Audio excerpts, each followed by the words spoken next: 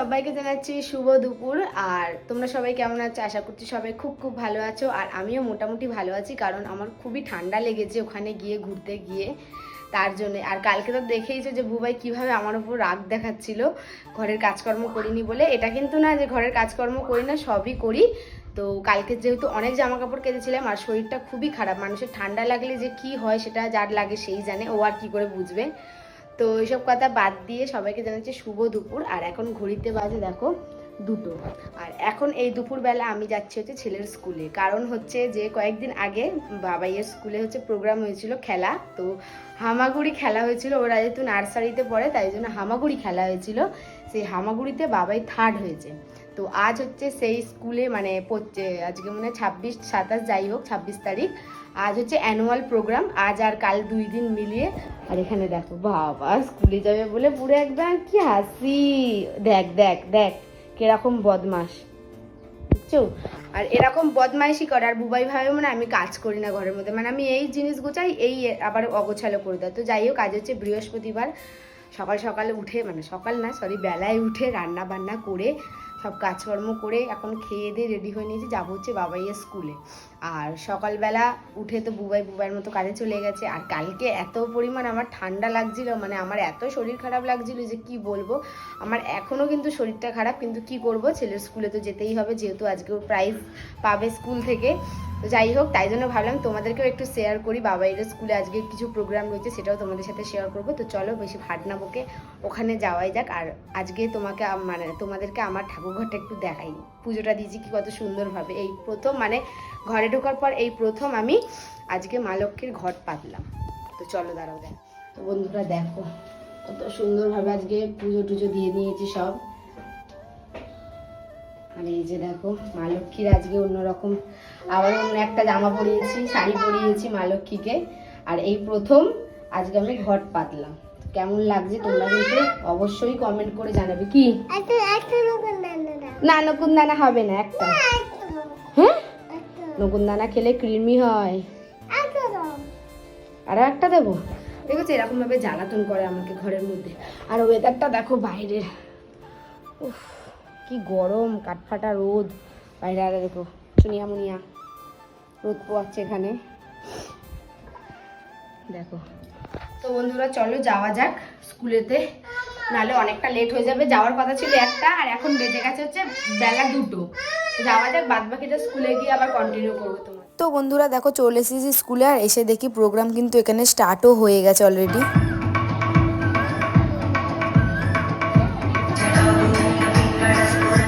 তো বন্ধুরা বলো নাচটা তোমাদের কেমন লাগলো? আর নাচের পর এখানে শুরু হয়ে গেছে নাটক একটা সুন্দর, আর নাটকের নাম ছিল পেটে খেলে পিঠে সয়।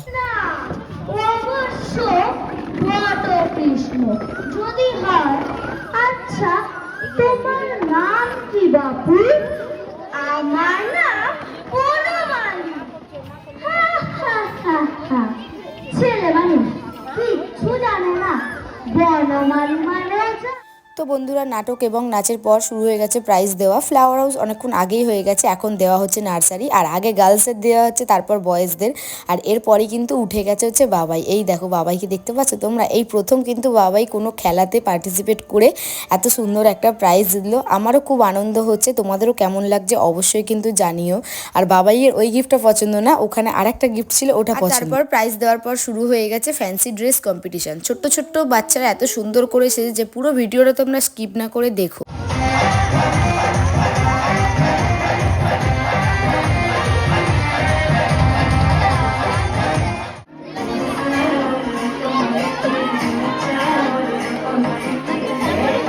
না না, কেমনই ছেলে না।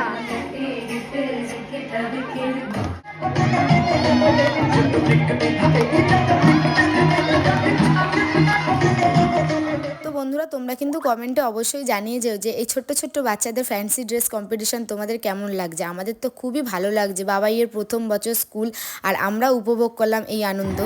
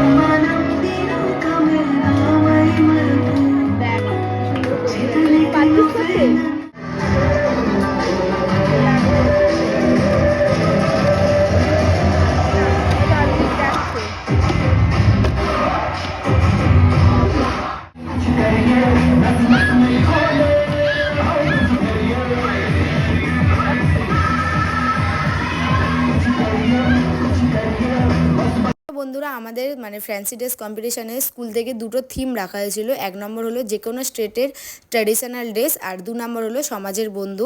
আর আমি ভেবেছিলাম যে বাবাইকে কৃষক সাজাবো, বাবাই যেহেতু খুবই ছোট তাই জন্য এই বছর আর সাজাতে পারলাম না, নেক্সট ইয়ার অন্য কিছু সাজাবো।